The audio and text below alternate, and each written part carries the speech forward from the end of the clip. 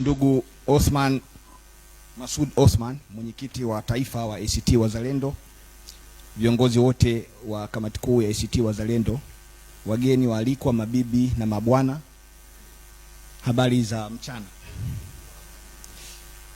Kwanza nashukuru kwa mwaliko, na pia napenda kuwapongeza chama cha ACT Wazalendo kwa kuchukua uongozi mbali na kuwa ni chama cha siasa, lakini uongozi wa kijamii kwenye jambo hili ambalo limelikumba taifa letu.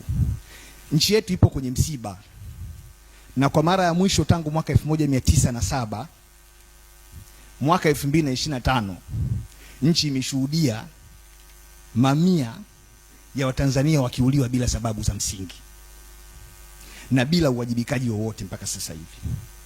Nimefuatilia kwa makini hotuba ya mwenyekiti Othman, lakini napenda nianze na swala la uchaguzi. Kwa nini tumefika hapa?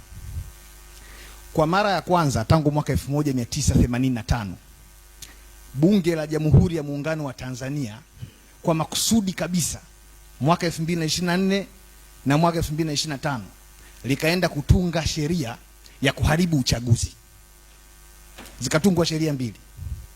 Ikatungwa sheria ya tume ya uchaguzi. Jambo la tume ya uchaguzi ni jambo la kikatiba, linapatikana chini ya ibara ya 74 ya katiba ya Jamhuri ya Muungano wa Tanzania.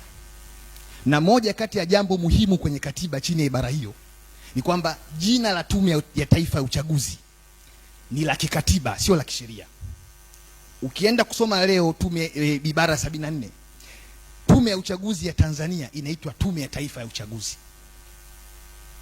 Lakini bunge likaenda kutunga sheria mwaka 2024 ikatuletea kitu kinachoitwa tume huru ya taifa ya uchaguzi, kitu ambacho kwenye katiba hakipo. Kitu ambacho kwenye katiba hakipo. Kwa hiyo kuanzia pale tulishaanza kutengeneza indication ya kwamba tukifika mwaka 2025 hakuwezi kukaa kuna uchaguzi kama mzee alitangulia kusema hapa, kwa sababu hatuna tume.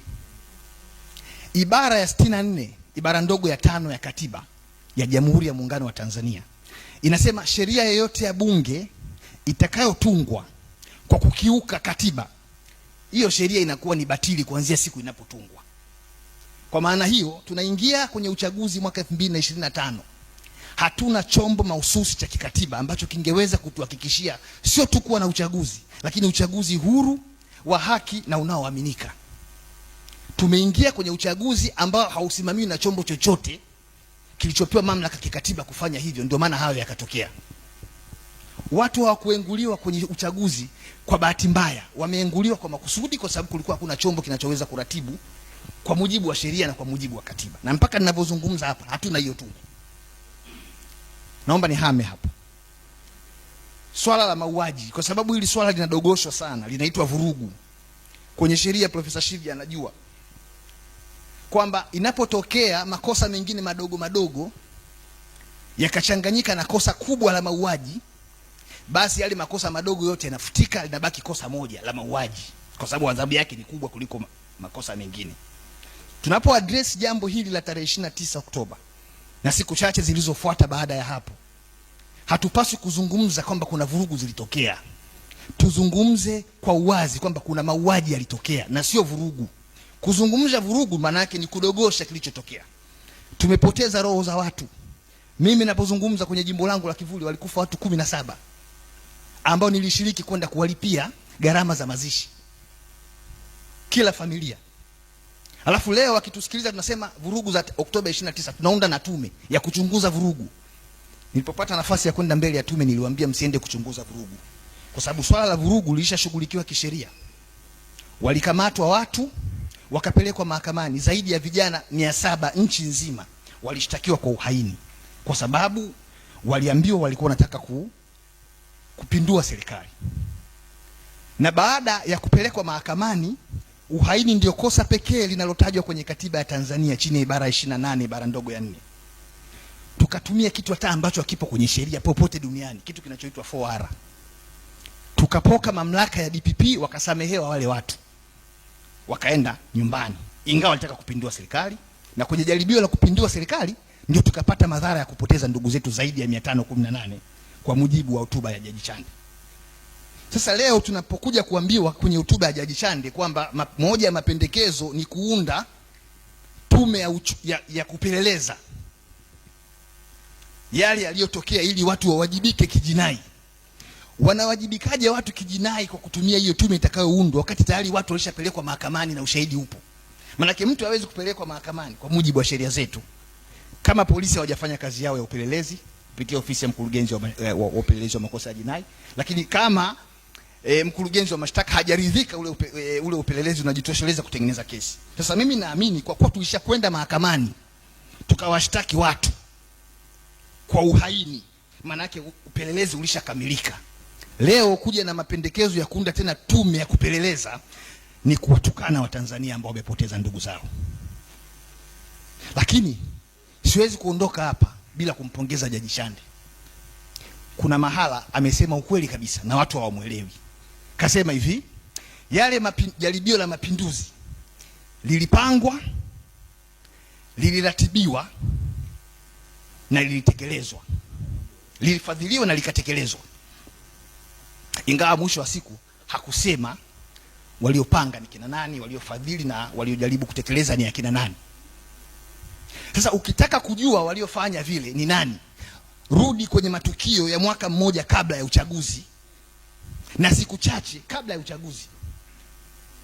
Jeshi la Ulinzi la Wananchi wa Tanzania liliambiwa lijiandae sijui kufanya nini wakati nchi ilikuwa ingii kwenye vita. Tukio la uchaguzi ni tukio la kijamii linalowapa watu haki yao kuchagua viongozi, sio vita ambayo inahitaji jeshi lijiandae, lakini jeshi likajiandaa. Pamoja na kujiandaa, jeshi lilishindwa kujua watu walikuwa wanafanya mafunzo ya kupindua serikali mita 10 kutoka kwenye kituo cha polisi. Jeshi lilishindwa. Sasa utamlaumu rais kwa kosa gani? Kaambia wajiandae. Yaani rais tena ndo akachukua bunduki aende kasake wale watu? Haiwezekani. Kawaambia jiandaeni, wamejiandaa, lakini mwisho wa siku tunakuja kuona yaliyotokea. Lakini wameambiwa, rais amewaambia hakutakuwa kuna maandamano. Maandamano pekee yatakayotokea siku hiyo ya tarehe 29 Oktoba ni maandamano ya kwenda kupiga kura. Rais katuhakikishia usalama kabisa.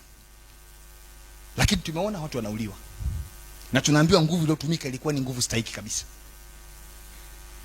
Ndio maana nikasema haya mambo haya tunahitaji sana neema ya Mungu, sababu vinginevyo tunaweza tukatoka hapa tumechanganyikiwa kabisa ukiunganisha sequence of events na kauli zilizokuwa zikitolewa hapo kabla. Mwisho, yani Tanzania ndio nchi kituko pekee duniani, Tanzania, kuwa na uchaguzi katikati ya mauaji afu tunaambiwa ulikuwa huru na haki. Tena uchaguzi ambao umefanyika sio katika muda uliopangwa, kwa sababu muda uliopangwa kufanya uchaguzi kwa maana ya zoezi la kupiga kura, kuhesabu kura, kuhakiki na kutangaza matokeo ni kuanzia asubuhi kupiga kura mpaka saa 10 jioni mwisho kupiga kura. Lakini mauaji yameanza kutokea saa 5 na wenyewe wanajivuna kwamba kama ni vurugu zilitokea wakati watu wameshapiga kura. Maana yake siku ile watu waliamka mapema sana saa 12 wakaenda kupiga kura saa 5 wakawa wameshamaliza. Sasa unawezaje kama unakiri kuna mauaji ya watu zaidi ya 500 nchi nzima, alafu katikati ya tukio hilo kubwa linalo draw attention ya dunia nzima kwa sasa ukasema huo uchaguzi ni huru? Lazima utakuwa umechanganyikiwa kidogo akili, au wewe ni mwenda wazimu kabisa. Haiwezekani, sababu watu wakishakufa huo ni msiba.